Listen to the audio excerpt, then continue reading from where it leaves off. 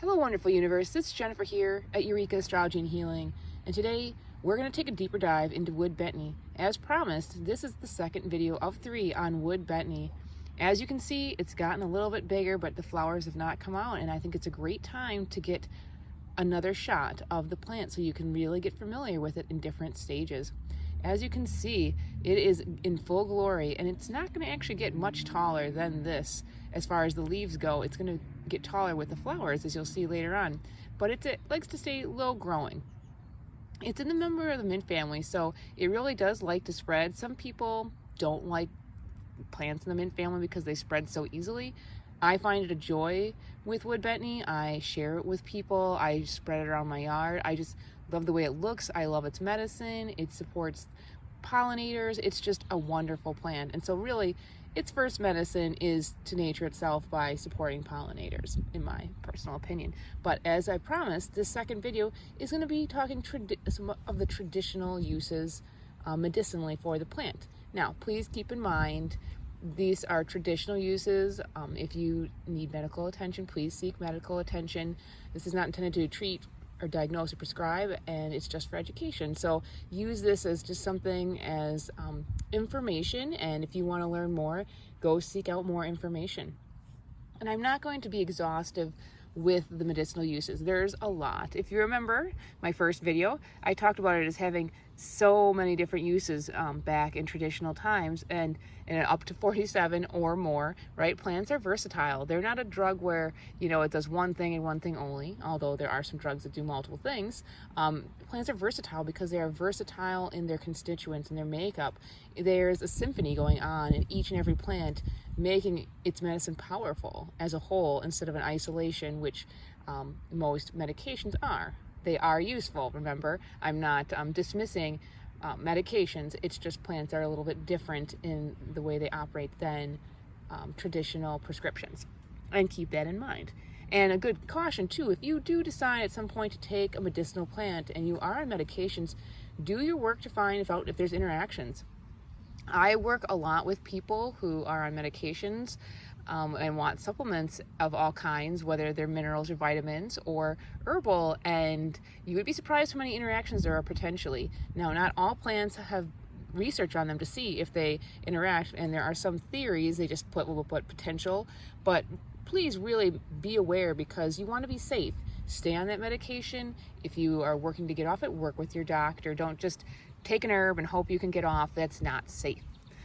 But moving forward, so wood betony, so traditional uses. So just a broad overview first, it was used to support the health of lungs, digestive tract, liver, gallbladder, kidney, and uterus. So quite a few body systems, right? It's really touching on a lot of those different systems. And if you want to go into it, for the digestive system, so it is a bitter, and if you're familiar with herbs that are bitter, they help promote digestion. Now, wood betony, I would say, is a cooling, drying bitter, so you wouldn't want to take it alone for long periods of time because that would actually cool down your digestion, so you want to pair it with other herbs that are a little bit warming as well. But in a well-balanced formula can really be great for promoting healthy digestion.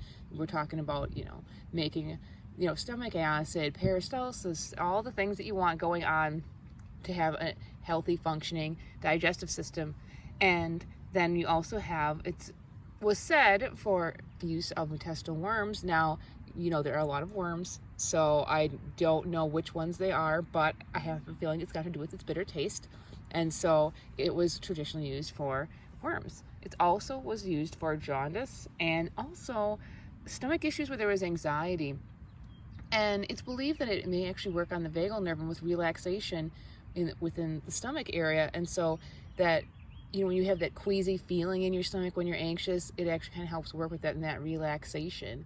And it's also a remedy traditionally associated with the head. Like if there's not enough circulation getting to the head, it can help promote that circulation. And so traditionally it was also used for poor memory due to a lack of circulation. Now, there are a lot of reasons why there are memory can be memory issues, so don't just say, oh, I'm taking wood betony and I'll be fine.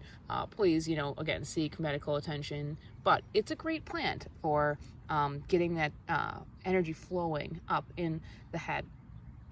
It is also said overall just to help ease bodily tension and relaxing the nerves and potentially reducing some nerve pain. And I find that a lot of mints can be used for that, and I don't know if it's because they're bitters or what it is, but the bitter works with the nervous system a little bit there, and just kind of like letting you go. Like when you eat something bitter, you kind of shake, right? And it just kind of helps you release that tension.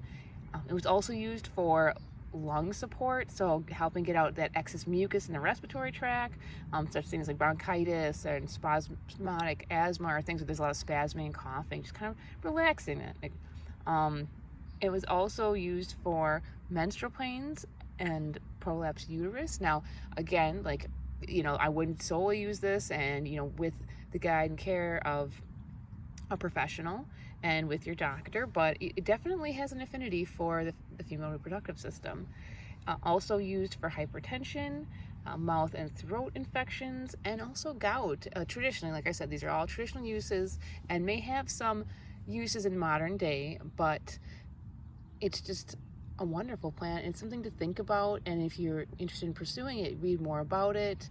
There's so many different kinds of preparations that you can take of it. Usually you will make a preparation before it flowers of the leaves. Some people will dry the leaves and make them into tea, and it's a tasty tea. It's a little bit bitter, but it also has a vanilla flavor that I find really enjoyable. Not all mints and bitters taste that good, and I think it has a very pleasing taste, so it's one definitely worth doing just as a tea. You can make it into a tincture with the fresh leaves. Some will make syrups, and I'm sure there are more preparations, but those are some just basic ones if you're using them medicinally. I hope you enjoyed this video. It's a really great plant, and on the last video we'll talk about its magical uses, and you'll see it'll all weave together. The history and the lore and then the medicinal uses all kind of weave into why it was used and what it was used for magically. It was representing its power represented in magic, right? The plant lets us know what it can do, and we use it then to support and influence those positive energies as magic does in our lives. Well, I'm Jennifer at Eureka Astrology and Healing. Hit like, subscribe, check out my website. You can see my consultations. I do both herbal consultations and astrological consultations, and I also do teaching. May the stars guide you and the plants ground you. Ciao for now.